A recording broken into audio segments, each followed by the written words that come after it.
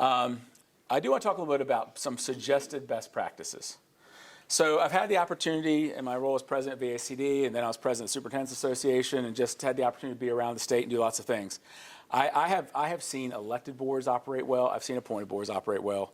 I've seen elected boards not operate well. I've seen appointed boards not operate well. That's why I tell you, it's the people trump the strategy, the process. But you still want to think about what's best for your community. But I can tell you some things that I see consistently high-performing school boards and their localities do. And one of them is they have funding agreements.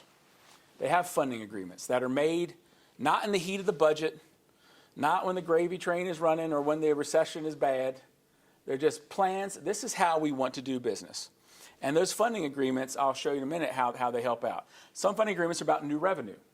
Well, the assessments is this, the new revenue is that. New revenue is $300,000. Is that going to be split, 150 to the school district, 150 to the locality? How's that going to be? And I see there's some people who use 50%, some who use 40%. Some use more sophisticated systems where the state's giving the schools this, and the state's giving the locality that, and then also there's these other factors. And so we're going to share our local revenue, but we're going to carve out, we're not going to share local revenue for this piece because this is for the particular funds. So there's but what this does, by thoughtfully thinking through how the revenues, the new monies are going to be shared, is it allows people to work together on what you're going to do, not fighting over what I'm going to get. And so you try, and again, lots of places enjoy the fight, but some places prefer to have a system that makes it easier. I'll show you some other benefits of that. The other is the fund balance piece. When you look at larger, consistently high-performing divisions, you see that usually there's an opportunity for the school board to receive the fund balance at the end of the year. Now, and there's several reasons for that. And I'll get to that in just a moment. But per the code, on June 30th, money not expended by the school district reverts back to the locality.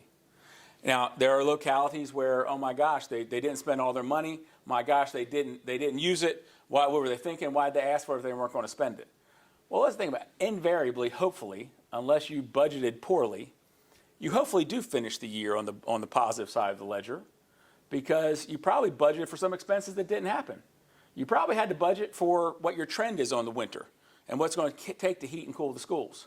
Oh, it was a mild winter, so we didn't spend everything on fuel oil. We had fewer bus drivers. We had to double up some runs, so we spent more on diesel fuel, but we had less on salaries. So all these factors play in. But there's an opportunity for the governing body to really incentivize good fiscal stewardship. A code of conduct, and I'll talk more about board development. Let's talk about funding agreements. So a new revenue agreement encourages planning versus guessing games. When the school finance officer and the governing body finance officer can meet and talk and see how trends are going, this is what it's looking like, this is how we're thinking, this helps conversations be reasonable. And because this is what we see, this is what we expect. So it helps for early conversations, often honest conversations. It reduces, and these open conversations early in the budget process prevents disappointment later on. Because disappointment often comes from unmet expectations and unpleasant surprises or misunderstandings. But still, in Virginia, there are a lot of school districts, because they're fiscally dependent on their governing bodies, that it becomes like, well, our teacher scale is so far behind the area. We know they're never going to give us what we need, so we've got to give the teachers a 3% raise this year. But they're never going to give us what we asked for, so we're going to have to ask for 6%. And so now, we're in the paper. They asked for 6, we gave them 3, and it's just so the playing cards, holding them close to the vest, in general, for good relationships and transparency, can be problematic. The same is true with funding agreements for the fund balance. I'm a Hokie through and through, and love that place. My wife works there, but what bothers me every year, and I see it with Virginia Tech, and I see it with a lot of other entities, at the end of the fiscal year, there is this concern, if we didn't spend it, we're not going to get it. It almost becomes a time to shop. And oh my gosh, we got money here. If we don't spend it, they're going to take it from us. Time to shop. And I'm overstating the message, but that's just not good. What is better in my opinion, and I benefited from as superintendent in Salem, and I see other districts do it, is the idea of, yeah, be frugal. You see an opportunity to save money during the year, take it. Do what you can do, because we want to incentivize that. Because not only are we not going to take it from you because we think you're going to need it, but it's going to help you put toward things that you're going to be asking us for later anyway. So it becomes not about we're going to take it from you and then it's figure out how to dole back to you.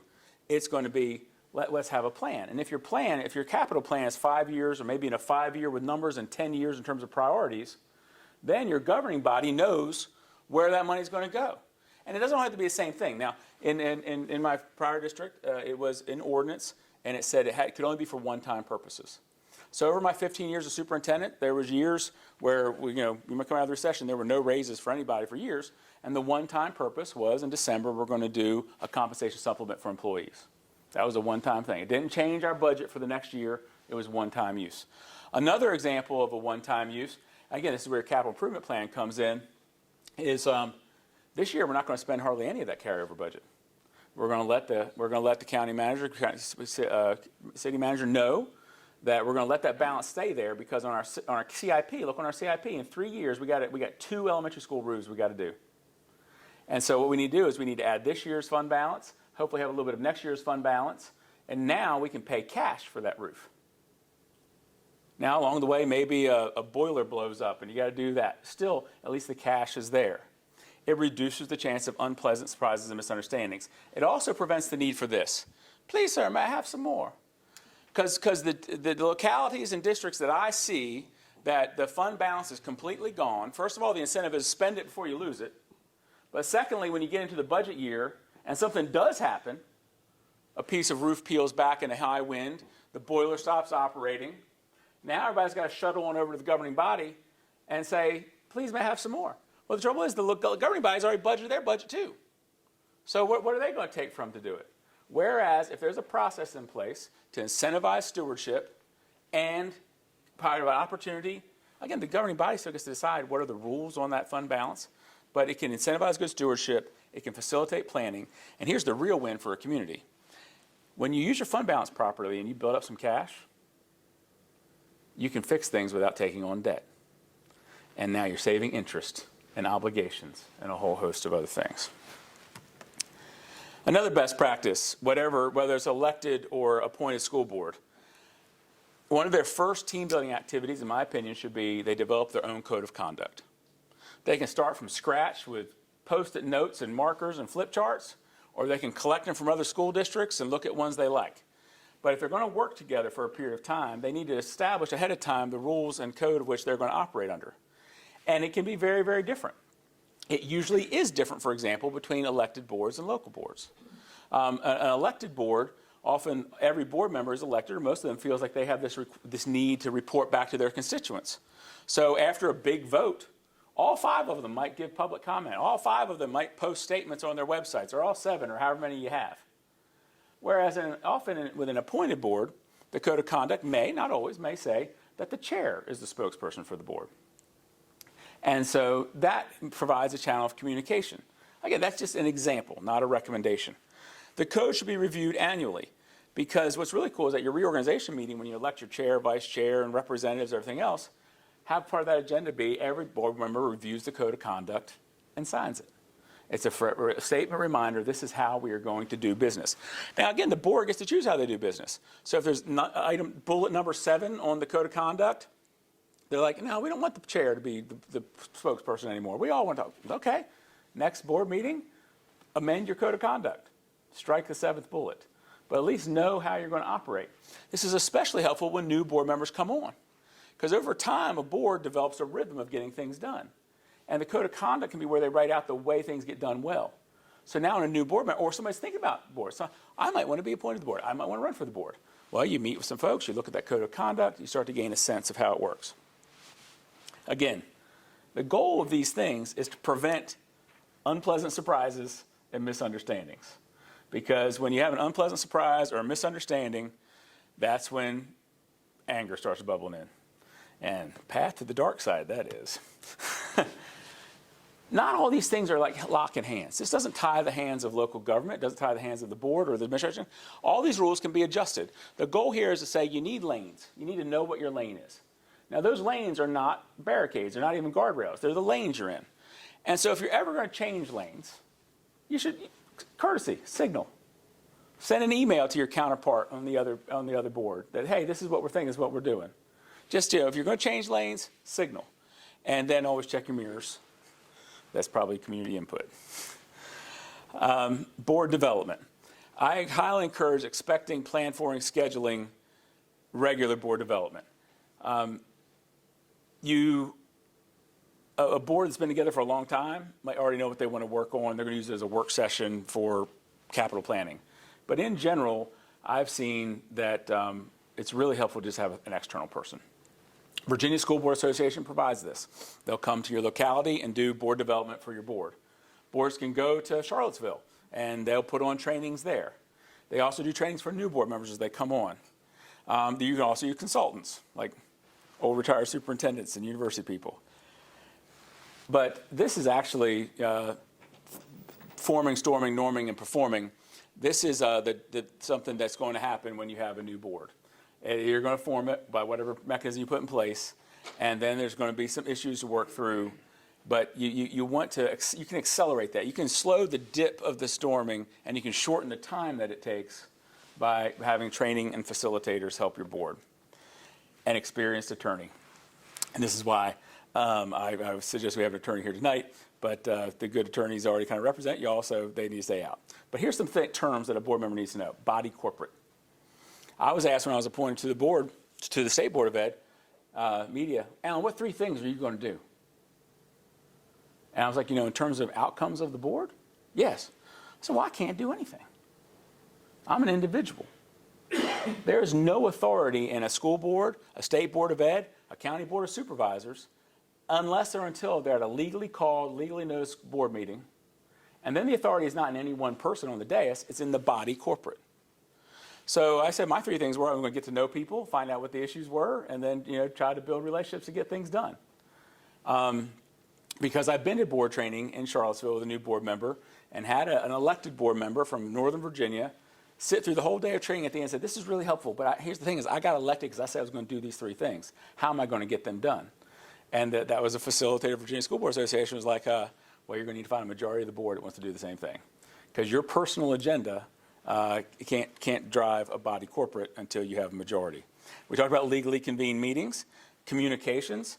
For example, if your school board decides they want to start a text group and start sharing some text on an idea, you've just violated meetings because that's instantaneous communication. Can't do that. If you don't know what conflict of interest, it should be COIA, Conflict of Interest Act is, you don't know what FOIA is, you don't know what FERPA is, you need to get some training from a really good attorney before your board starts doing work. This is why often when you see boards that are elected or appointed and they organize either in July 1st or January 1st, often at that first July meeting, that first January meeting, they take like 3 actions. And then they come back at the August or February meeting and they have to undo some of those actions because they were brand new, they didn't have the background, and their attorney was like, yeah, that motion, that action, that's not actually something you can do. And so you got to know these things, and a good attorney helps you do that. And there's so much more.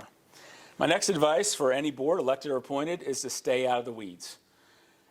I said they're the legislative branch, so you need really good reasoned policy. You make your policies and your regulations in advance before the tempers are high. Think through, how do you want to do it? How would we handle this? Review that, talk about it. Then you need to select, support an excellent superintendent. As I said, adopt a needs-based budget and appoint employees. So yes, Virginia school boards are in a box. They don't have the independence and the authority of many other states. They're fiscally dependent on their locality, but there are very important things they do, and this is them. They set the policies that run the organization. They select the leader who leads the organization. They make the budget request to the governing body to fund the organization, and then ultimately, annually, they appoint the employees who are serving in those classrooms, touching the hearts and minds of young people. Some things to think about from board development is how do you want your chair? And there's really kind of two ways in general. There's 132 school divisions in Virginia. I generally see chairs of school boards operating two ways. There's a rotating leadership and there's a consistent leadership. And this is the visual that always comes to my mind about the two. And again, I'm not saying anything's bad, because who doesn't like a jar of candy? But there are some boards that treat the chairmanship as a jar of candy. This year is my turn. Now I pass the jar, it's somebody else's turn. And I think you see a lot more of that probably with elected boards, but you see also with appointed boards, so that everybody gets a turn to be the chair. But then there are other school divisions where the chair remains the chair and grows in that role and develops some roots and builds a relationship with the mayor, the chairman of the county board of supervisors. So some of those things come into like this. So here's probably what you're here for.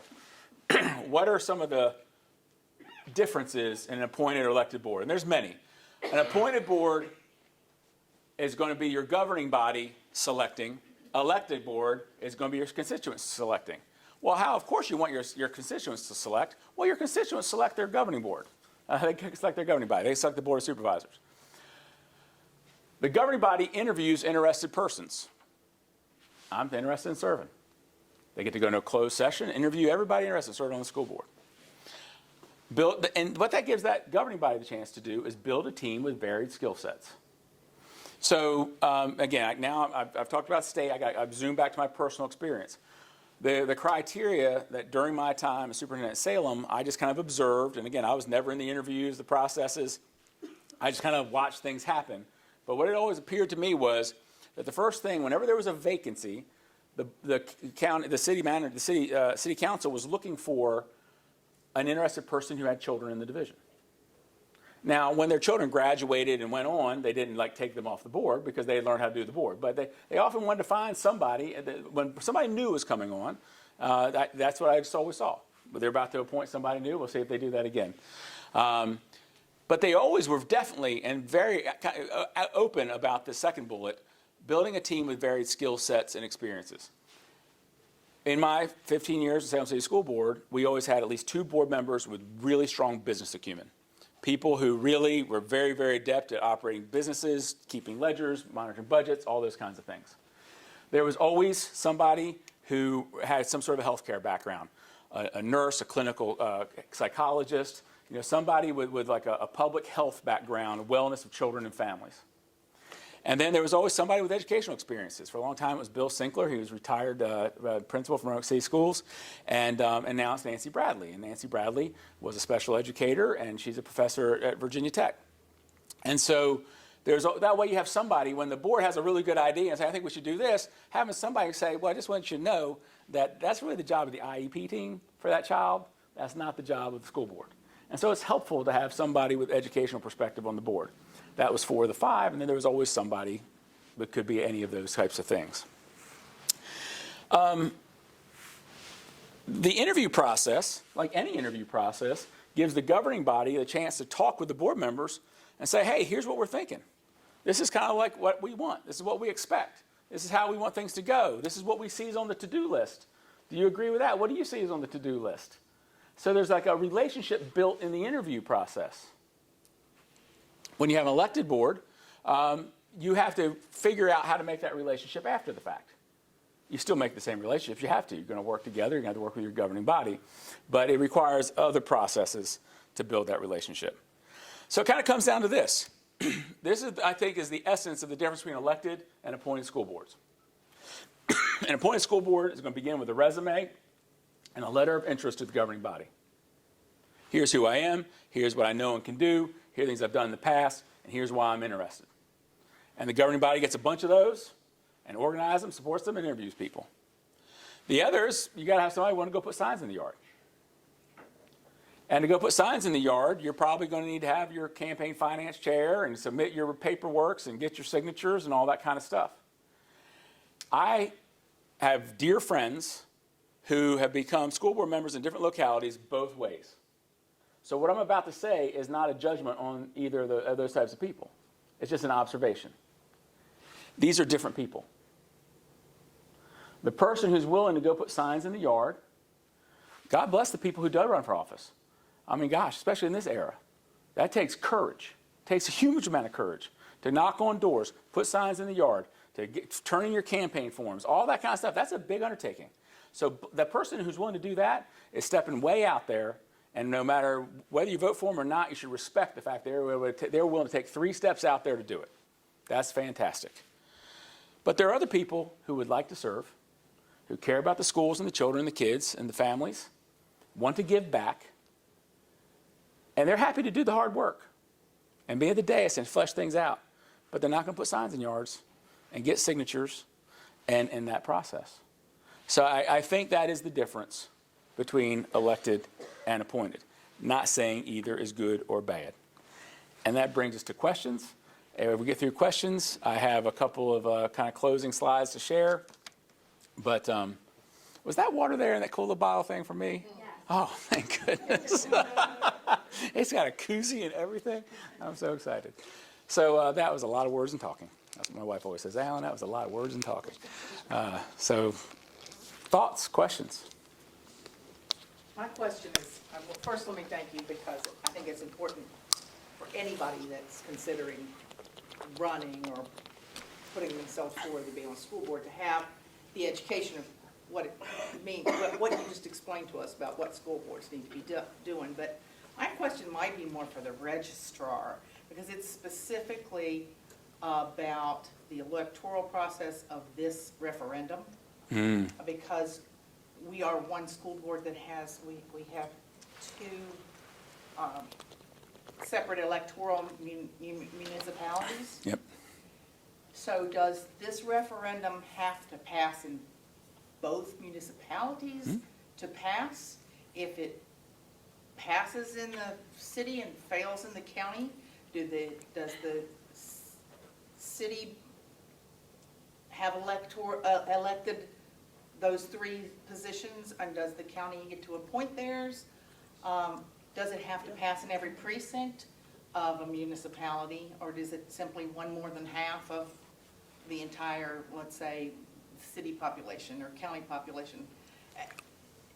That, I guess mine is a That is a fabulous, powerful question that I have no earthly clue about. So I apologize. I don't know if there's anybody here who's an expert on that or not. But yeah, I think that's probably something to send an email and ask about before Tuesday. Yeah. They do not have to both pass. So I think Williamsburg and James City County are doing. We were told that both did not have to pass. If one passes, one will get elected. If the other one doesn't pass, they'll be appointed. Okay. It's a 4-3.